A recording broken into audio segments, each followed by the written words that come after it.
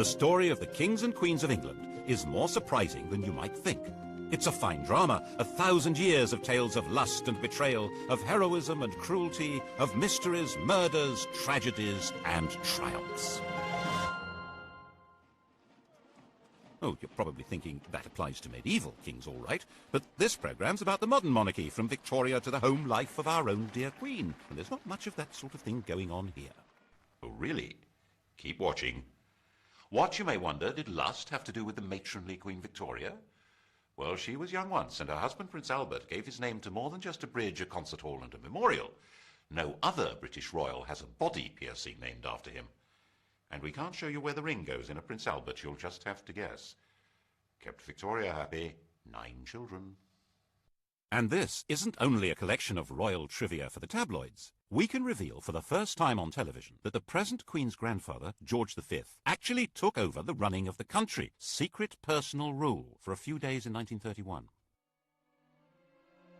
He believed it was the only way to save the country from revolution.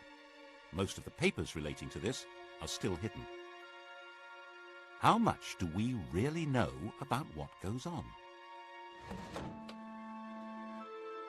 In 1867, Walter Bagehot wrote a book on the British Constitution which said that it had 2 parts, the efficient part and the dignified part. The dignified part was headed by the Queen. It was a piece of theatre whose only purpose was to make people feel loyalty. The actual power was entirely held by the efficient part, which he said was a secret committee called the Cabinet.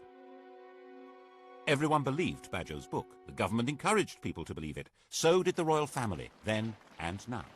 Well, they would, wouldn't they? The truth has been rather different. Obviously, when the 18-year-old Victoria came to the throne in 1837, she wasn't in much of a position to try to run the country. She'd had a rather odd upbringing. Her father had been a brother of George IV and William IV, but he'd died when she was a baby. Her mother was a straight-laced German princess who was determined that her daughter should not be part of the disreputable life of the court, or murdered, as her mother thought possible, by one of her terrible uncles who wanted the throne himself. She was brought up in isolation in Kensington Palace, which in those days was rather cut off from London. Her main interest on becoming queen was to finally cut free of her mother and supervisor and move out of her mother's bedroom. And when she was 19, she fell hopelessly, utterly in love with her first cousin, the 20-year-old younger son of the Duke of Saxe-Coburg-Gotha. He's excessively handsome. Such beautiful eyes. My heart is quite going. He certainly tried hard to look good. That notorious ring piercing, if it did exist, no one can be quite sure, was attached to a chain to assist in smoothing the line of his breeches. They married in 1840. She wasn't hugely popular at the time. Headstrong, willful. She actually blocked a change of government because it would have upset her domestic arrangements. The Prime Minister, Lord Melbourne, had given her the wives and daughters of his own supporters as the ladies of her bedchamber. When his Whig government fell and Robert Peel came to power, Peel insisted that the Queen should replace at least some of the ladies so that the court wasn't a complete one-party state. Victoria refused. Peel felt forced to resign, and Melbourne came briefly back to power. People didn't like what she was doing. They didn't like her, and they didn't like the stiff German, Prince Albert. Peel came back to power and refused to grant him much more than half the allowance Victoria demanded, saying that people were very hard up, which they were. The position of the throne seemed pretty shaky. It didn't seem likely that this would become the most secure and richest monarchy in the world. How did that happen? When Victoria came to the throne, all she had as her own was the revenue of the Duchy of Lancaster, £27,000 a year. The Sunday Times Rich List for 1990 showed Elizabeth II as being worth £6.7 billion.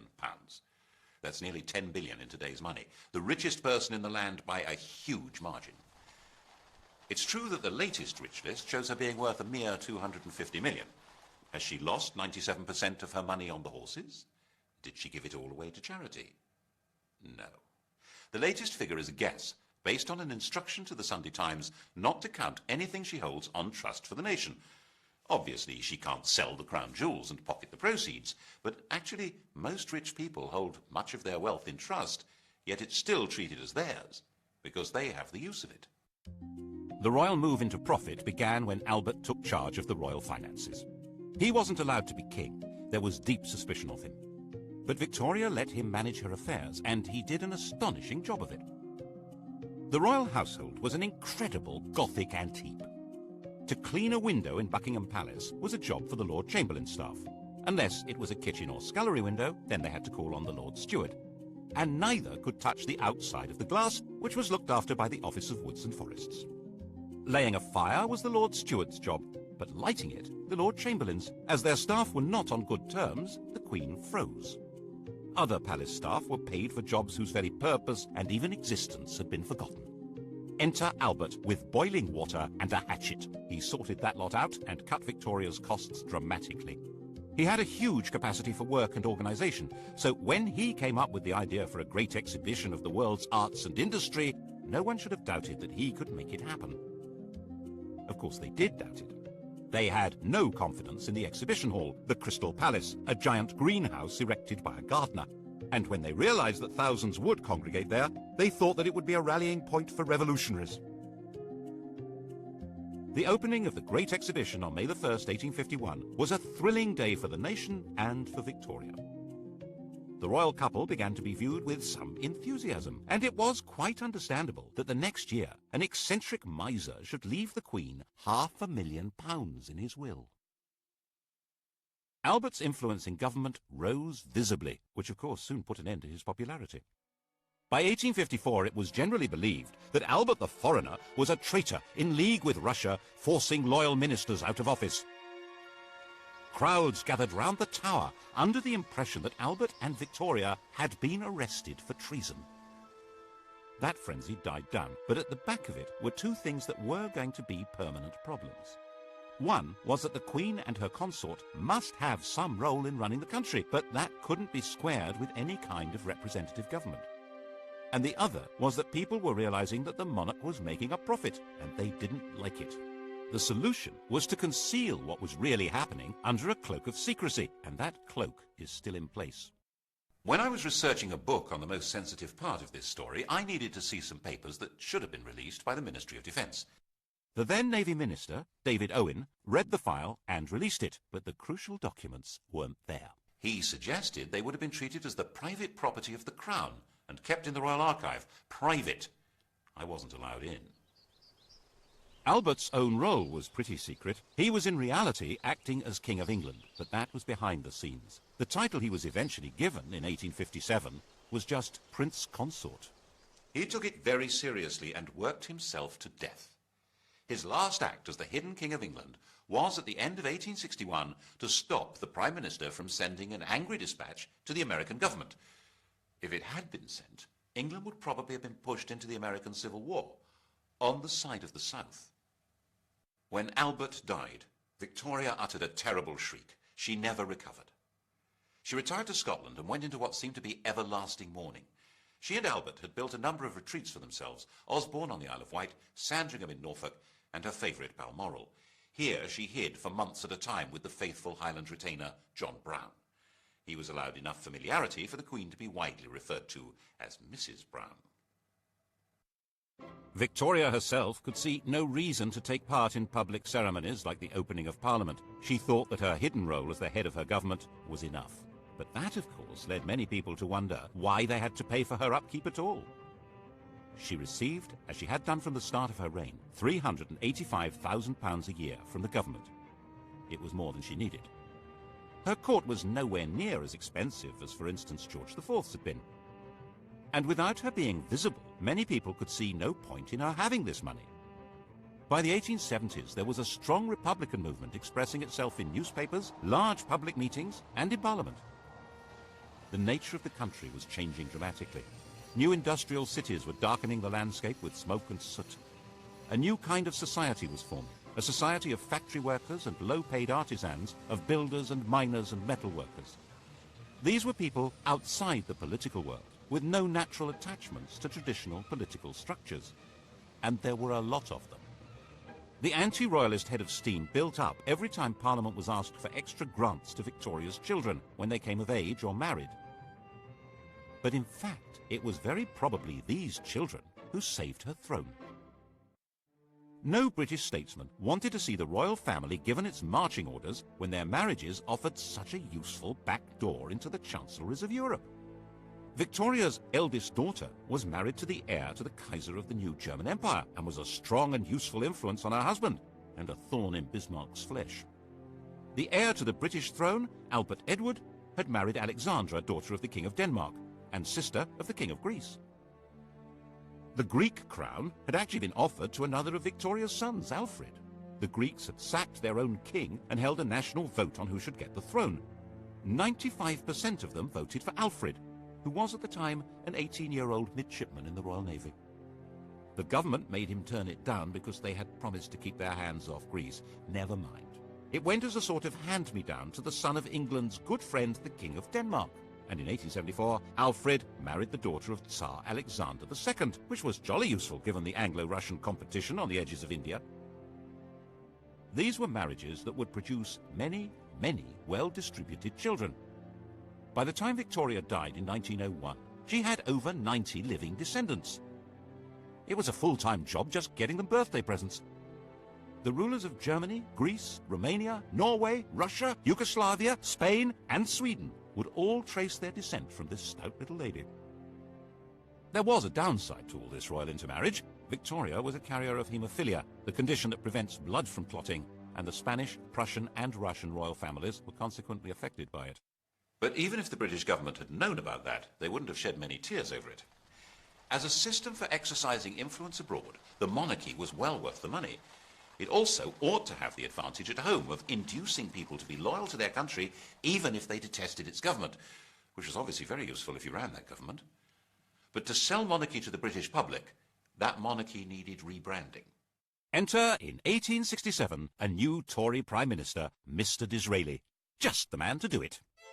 He flattered, flirted, and lured Victoria out of mourning and back to public life, creating her Empress of India, turning her into the Queen Empress.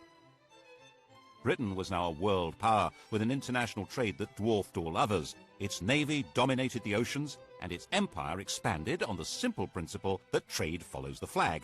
And if the Union Jack is flying in each remote corner of the globe, then other flags aren't. The problem was for a small country with a very small army to rule ever more of the Earth's surface. That rule couldn't be maintained by force. It required the consent of the governed. And the grand theatricality of Disraeli's Victorian imperialism invited people throughout the empire to take pride in being subjects not of a bunch of industrialists and politicians, but of a prim and matronly great sovereign. Victoria became the logo of the British Empire. Her portrait spread all over the world, thanks especially to the introduction of postage stamps. Her statue would appear in virtually every ambitious town and city of the British Empire. And where there was no statue, there would certainly be a Victoria Street, or Victoria Park, or Victoria something. The whole process came to a glorious climax in her Golden Jubilee of 1887. The great processions in London of representatives of her dominions were followed by an eruption of ugly public halls, clock towers, fountains and statues, disfiguring public spaces over about a quarter of the planet. By the time Victoria died, hardly anyone even remembered that her throne had once seemed endangered.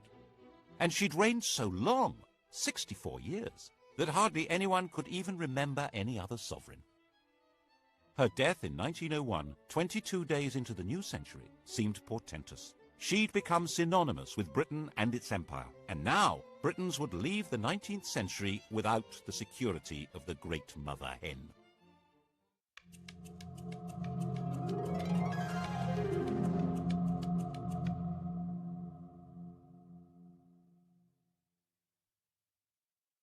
Victoria would cast a long shadow. Elizabeth II, coming to the throne 51 years later, would be the first of her successors who had no personal memory of her. Her oldest son, Albert Edward, the new King Edward VII, was already 59 years old. The funeral of the Queen Empress and Edward's coronation involved a huge invention of traditions and ceremonies. And in this atmosphere, it's not surprising that Edward was granted an annual allowance even greater than Victoria's. A few voices said that it was unnecessary for the king to have as big an income as Andrew Carnegie, the Bill Gates of his day, but no one took much notice. Edward had been given a miserable and oppressive childhood. Victoria had measured him by the impossible yardstick of her hero worship of the perfect man, his father. Naturally, young Bertie had rebelled. Of course, his first visit to a prostitute shocked his parents deeply. It happened to be followed by Albert's fatal illness, which Victoria had inevitably blamed on her wicked son. She had arranged his marriage shortly afterwards in the hope that domestic discipline would rein him in. Princess Alix of Denmark was beautiful, but she was also deaf and dull company.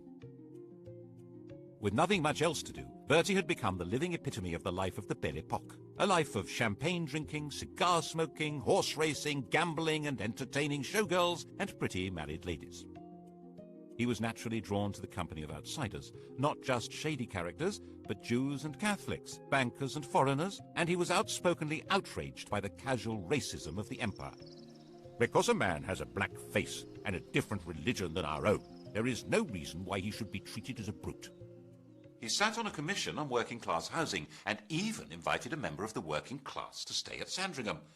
Admittedly, the man in question was an MP and a fellow member of the commission, and he had to eat in his bedroom because he didn't have the right clothes to come down to dinner.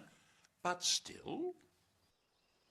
By the time Edward came to the throne, he was a big, fat old man with a social conscience and a comforting mistress, Alice Keppel, who understood him perfectly. Edward saw himself as something like a nursery rhyme monarch, magnificent and jolly, caring and helpful. In 1903, completely ignoring his government, he went to France and started negotiations for a treaty that would become the Entente Cordiale, isolating Germany. He detested his nephew, the Kaiser. He persuaded the press and then the government to back a treaty which guaranteed that if Germany attacked France, Britain would go to war.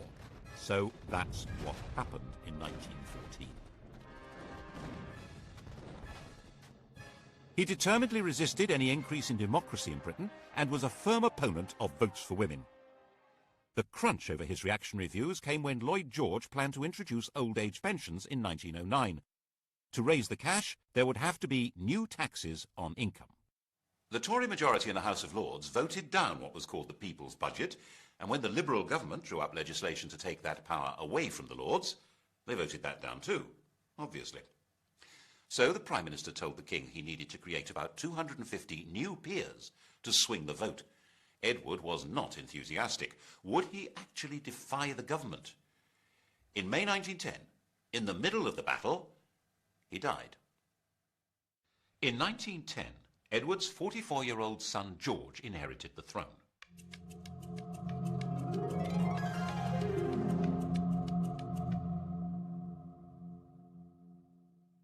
He was the late King's second son. He'd worked as a commander in the Navy, to which he was deeply attached. But in 1892, his elder brother Clarence had died, and he'd unexpectedly become heir. To step into his brother's shoes, he'd left his job and married the woman who'd been betrothed to Clarence, a relative called Princess Mary of Teck. He now inherited a fortune worth around 140 million in today's prices, and a political crisis. As part of the deal with the government to pass the budget and cut the powers of the House of Lords, it was agreed that the Crown could stop paying any income tax. In return, the King would pay for his own trips abroad. The new constitutional deal drew the teeth of the House of Lords. Whatever the elected government in the Commons decided to do, it now could do. The only possible break on its power was now the King, and the question was, of course, whether he would ever exercise it, and what would happen if he tried. At first, the Crown was too weak to try. When war began with Germany in 1914, George was seen, naturally enough, as a German, which he was. He kept a bit quiet about his courtesy titles of Field Marshal General of the Prussian Army and Admiral of the Imperial German Navy. To make himself seem more British, and therefore more secure, in July 1917, George felt forced to change his family name from Saxe-Coburg-Gotha to Windsor and stop being a German prince and Duke of Saxony. Revolution was a real danger. Cousin Nicky, the Tsar of Russia, was deposed in February 1917. The new Russian government asked Britain to give him asylum, and Lloyd George agreed to it. But King George was terrified of being associated with a man now labelled tyrant by revolutionaries, so he forced the government to withdraw the offer. The Bolsheviks took over Russia in October, and Nicholas and his family were slaughtered.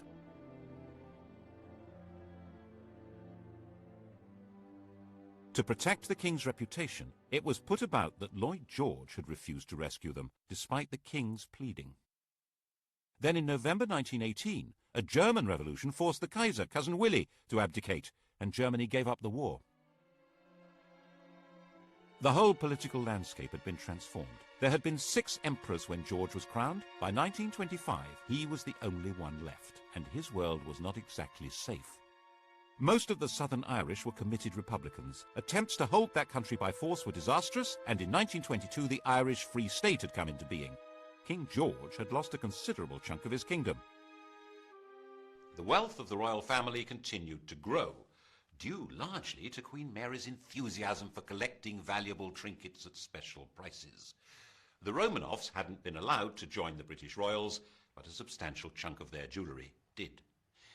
People began hiding their treasures if the Queen was coming to call, as she would hint strongly that she expected to be given them, and sometimes take them anyway, so that embarrassed aides had to quietly return them later. In 1924, Ramsay MacDonald became Britain's first Labour Prime Minister. The old political establishment had been given a kicking. No one knew where this might lead. And then came the Wall Street crash of 1929 and financial disaster. The government needed huge loans, which were conditional on cuts in unemployment benefit and the pay of public servants and the armed forces. The Labour cabinet wouldn't do it, and MacDonald went to the king to resign. George was pretty sure this was a decisive moment. If these harsh policies were forced through by conservatives, class war would probably break out. Everything, including himself, might very well be swept away. So he refused to accept the resignation. He persuaded Ramsay MacDonald that it was his patriotic duty to stay on as the leader of a new coalition government to force through the cuts. That way, they were more likely to be accepted. This was an extraordinary exercise of royal power, and it wasn't over yet. When the cuts were announced in September 1931, the entire Atlantic Fleet went on strike. This was the most powerful military force in the world, and it was gathered at Invergordon. There was total panic in the Admiralty. Mutiny! The intelligence services warned that it was a communist plot and that the sailors were going to march to London, rallying all the disaffected, including the police, on the way. The financial markets went into a tailspin, and the Bank of England was forced to stop exchanging pounds for gold, going off the gold standard. The Admiralty drew up plans to bombard the mutinous fleet from the land and sink its own ships. And the king decided he had to save the navy and the country. He knew sailors. They weren't revolutionaries. They just needed to be spoken to in the right way. In complete secrecy, he took control, appointing a retired admiral to deal with the situation. Admiral John Kelly was not appointed by the government or the Admiralty and was instructed not to report to them, but directly to King George. He offered the sailors a deal. If they sailed back to their home ports, the king would see to it that their grievances were taken seriously and they would not be punished. It was a sensible approach, and it worked. But all evidence of the king's role and Kelly's appointment was hidden. We're not supposed to know what power royalty can wield. Of course, the bit about mutineers not being punished was a lie. Once the danger was past, the leaders were identified and quietly removed. The following year, 1932, King George gave the first Christmas radio message. He was now a presence in homes throughout his empire. The empire had changed its form, of course, and in 1931 the dominions, the white bits of the empire, Canada, Australia and so on, had become legally independent of Westminster. They were the Commonwealth, and the sovereign was its institutional core. As part of his programme to make the monarchy seem British, and so he hoped more secure, he decreed that his children need not marry partners of royal descent. This would indeed transform the position of the monarchy, but not in the way he expected. In 1936, when George was 70 and dying, his doctor, Lord Dawson, decided to ensure that the death would not be reported first in the vulgar evening papers. You've heard of Lord Dawson of Penn. He's killed any number of men, and that's why we sing, "Oh God, save the King," from Bertrand, Lord Dawson of Penn.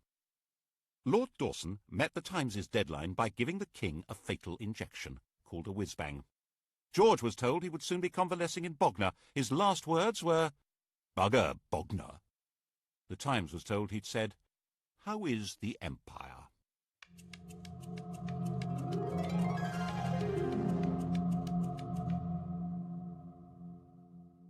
His successor, his son Edward, was 38, the poorly educated child of rather dysfunctional parents. The Queen had been completely distant, and King George famously said, "My father was frightened of his father, I was frightened of my father, and I'm damn well going to see to it that my children are frightened of me." Edward had escaped by travelling widely, and as the world's most eligible bachelor enjoyed affairs with a number of married women, culminating in the love of his life, the twice-married, elegant American Wallis Simpson. At the time of Edward's succession, the affair was in full swing, and her husband had resigned himself to a divorce. The British press completely censored the whole subject, while the rest of the world was fascinated by it. Edward insisted that he was going to marry Wallis and make her queen. The Prime Minister and the Archbishop of Canterbury said the country wouldn't stand for it. Were they right? Probably not. Edward was actually pretty popular. He wanted to go on the radio and appeal to the nation. But he wasn't allowed to do that. He was told it would be unconstitutional. Without a written document, the Constitution is what the government can get away with. They had their reasons. These went beyond the court gossip that Wallis was said to be a lesbian, or a man, engaged in a sadomasochistic relationship with Edward. The crucial issue wasn't even that the head of the church shouldn't marry a divorcee, or that secret investigators had reported that Wallis Simpson had 2 other lovers, a car salesman and an Irish peer. The real reason only came to light in 2002. Secret documents show that the FBI told the British government that Wallis had another lover, the German ambassador von Ribbentrop. In fact, the FBI said she was a Nazi agent. That was why the government insisted Edward must give her up to keep the throne. Edward chose love rather than the crown. He abdicated and took Mrs. Simpson to live in France. The coronation went ahead, but with his brother Albert sitting on the throne.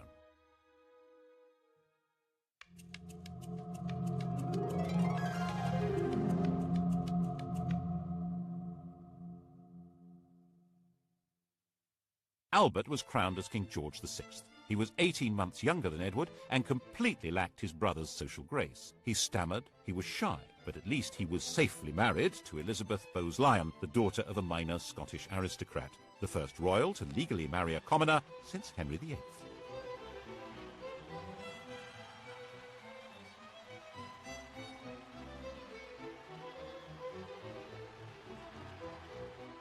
George didn't have much in the way of winning ways, but his wife, enraged at what Edward had done, was determined to help him through. She arranged speech therapy to cure his stutter.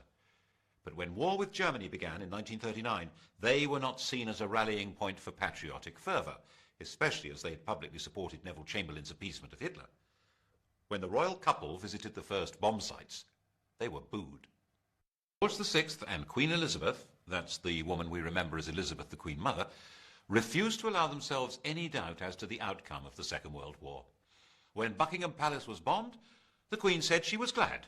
It meant she could look the East End in the face. At least it meant the royal couple wouldn't be booed anymore when they visited other people's bombed-out homes.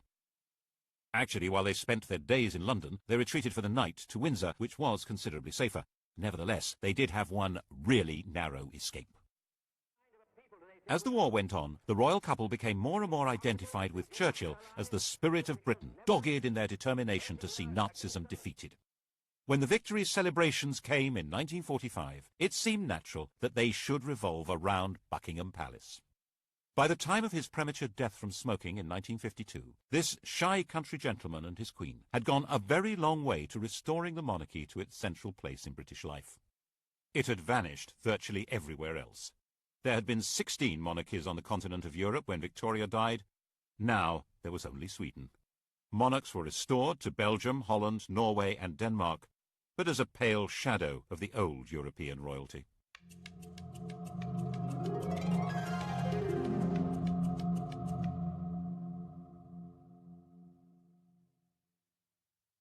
The new queen, the 25-year-old Elizabeth II, seemed to be a fairy tale remnant of a lost world of glamour. Her coronation was a celebration of pageantry itself in a country that was a vast bomb site. 4 houses out of 10 had been damaged or destroyed.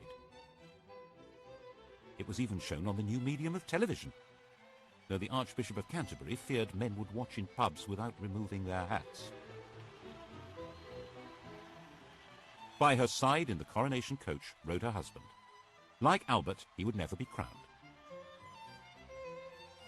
Philip, Duke of Edinburgh, was from the Greek and Danish royal house of Schleswig-Holstein-Sonderburg-Glucksburg. He had no surname. He was given the name of one of the branches of Elizabeth's family, Mountbatten.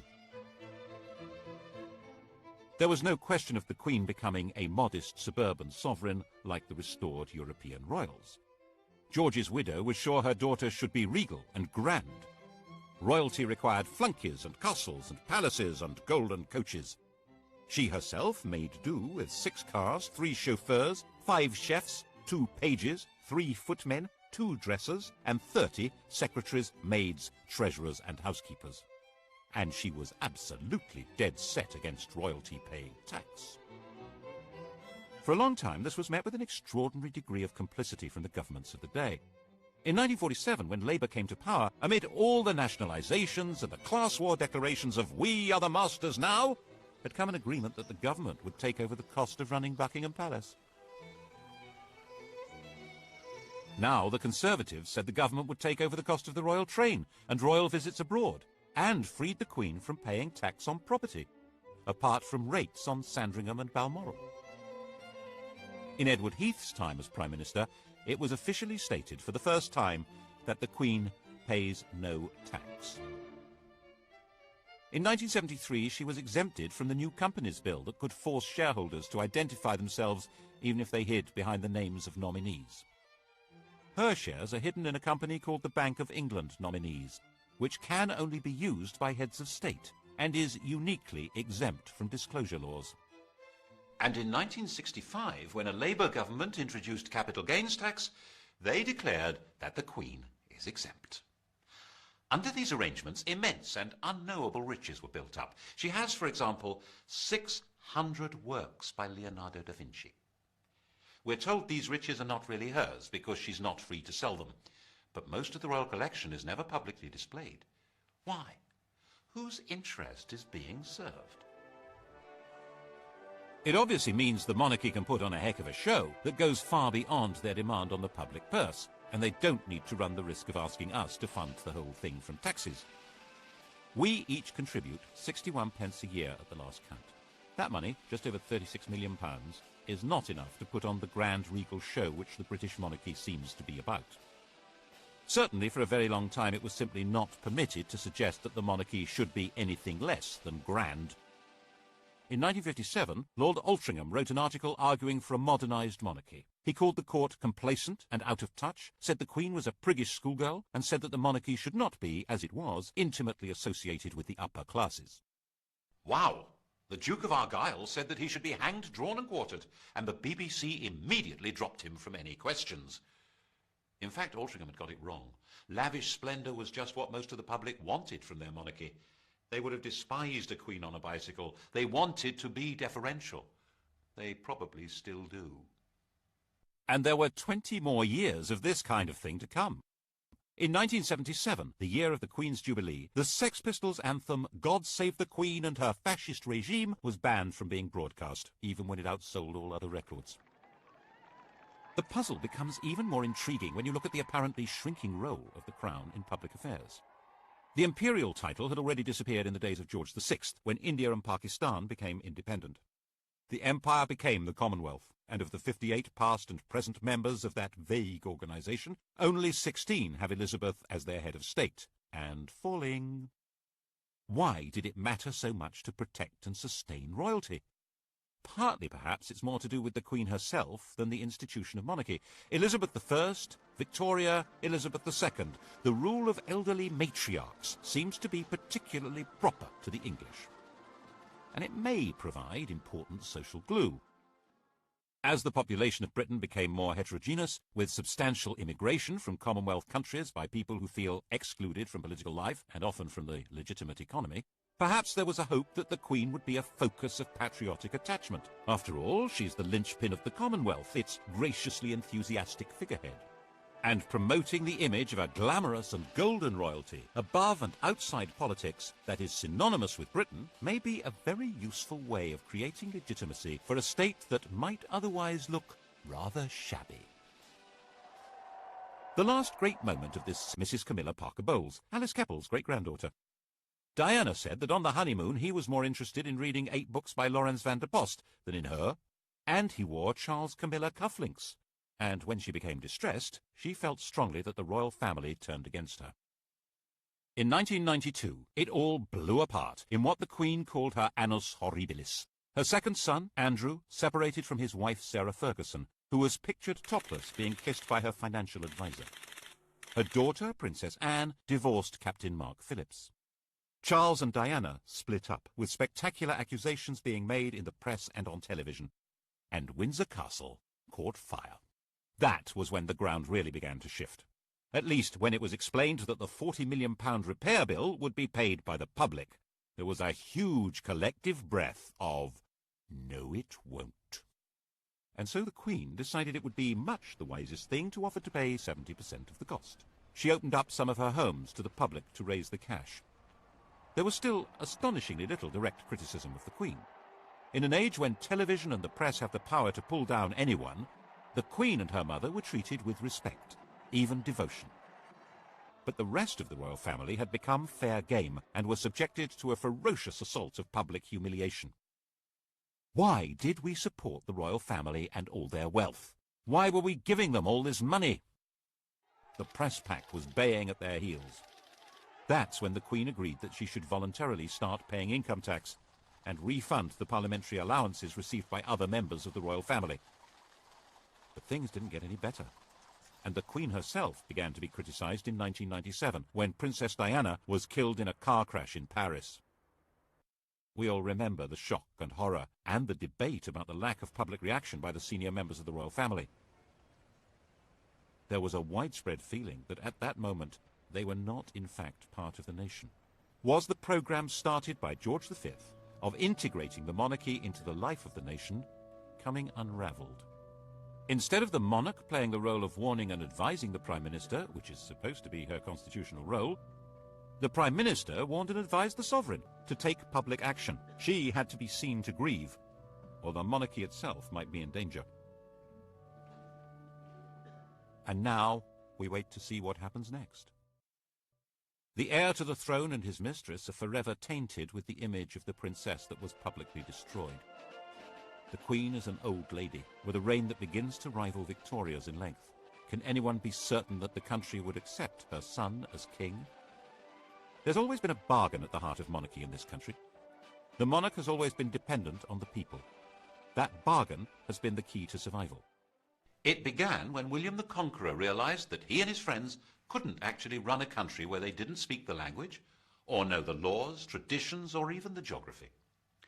It was restated in a series of crises in which monarchs who tried to rule without consent were simply dumped. Matilda, Jane Grey, Richard Cromwell, James II. And to give that consent, people need to feel that the sovereign is entitled to be there and respects laws even though no court can enforce them. Laws which today probably include having to pay tax. Partly, of course, the institution is sustained by the character of the Queen herself. Faced with enormous pressures and a job from which there is no possibility of rest, she has retained a calm resilience and exquisite constitutional carefulness which guarantees her a respectful place in history. Then what? The British monarchy is certainly a great addition to the gaiety of nations. Partly as a soap opera, partly as a walking, talking anachronism that makes other heads of state visibly uneasy. But it does come at a price. And whether the price is too high for the continued survival of this most extraordinary form of government, well, that, of course, will be the surprise ending.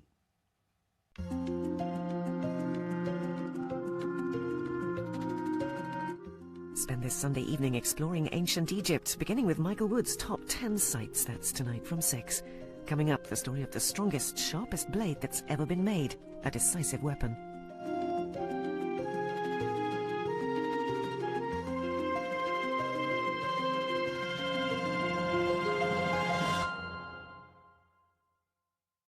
The anti-royalist head of steam built up every time Parliament was asked for extra grants to Victoria's children when they came of age or married. But in fact, it was very probably these children who saved her throne. No British statesman wanted to see the royal family given its marching orders when their marriages offered such a useful back door into the chancelleries of Europe. Victoria's eldest daughter was married to the heir to the Kaiser of the new German Empire and was a strong and useful influence on her husband and a thorn in Bismarck's flesh. The heir to the British throne, Albert Edward, had married Alexandra, daughter of the King of Denmark and sister of the King of Greece.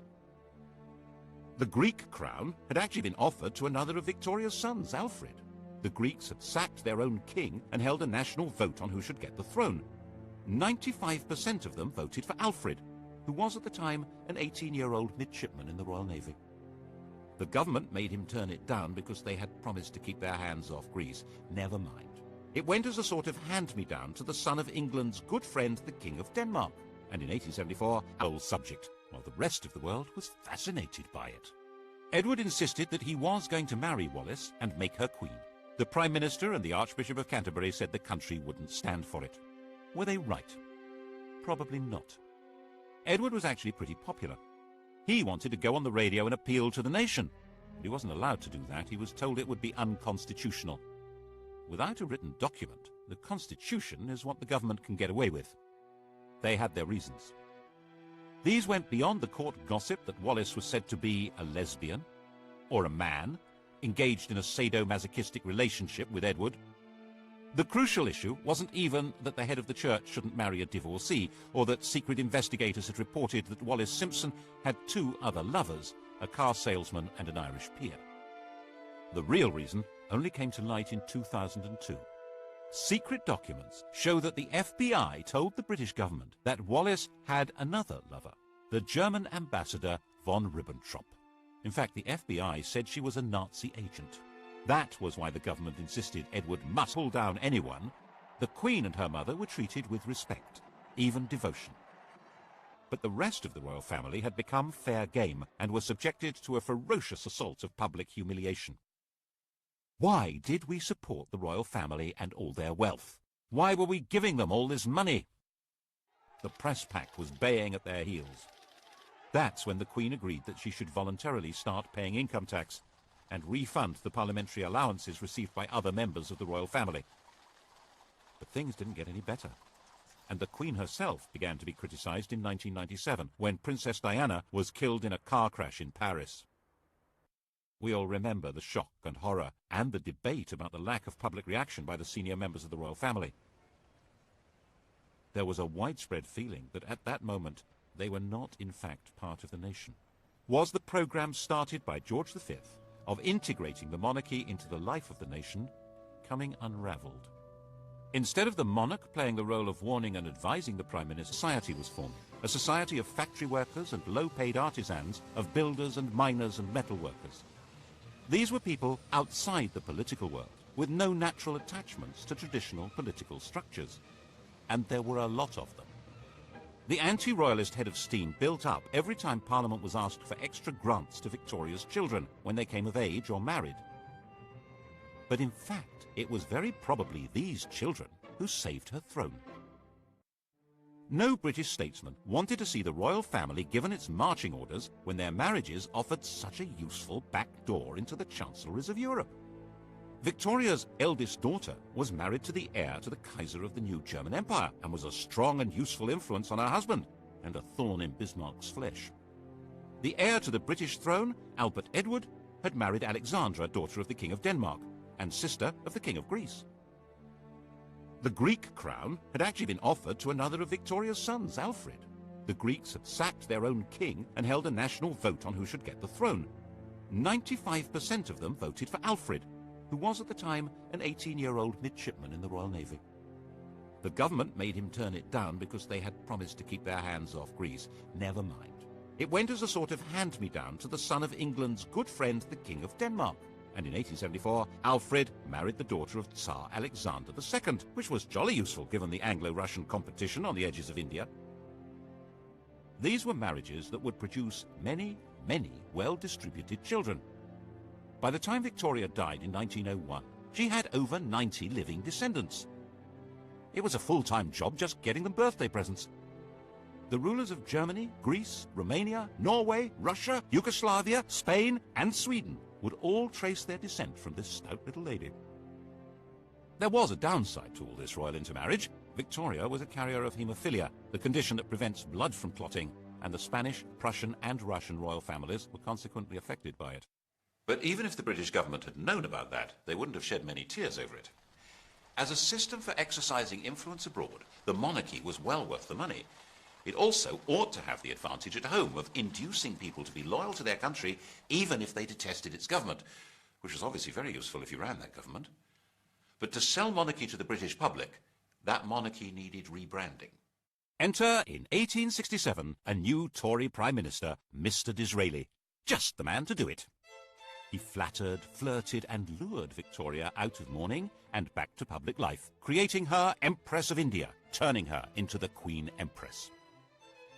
Britain was now a world power with an international trade that dwarfed all others. Its navy dominated the oceans and its empire expanded on the simple principle that trade follows the flag. And if the Union Jack is flying in each remote corner of the globe, then other flags aren't.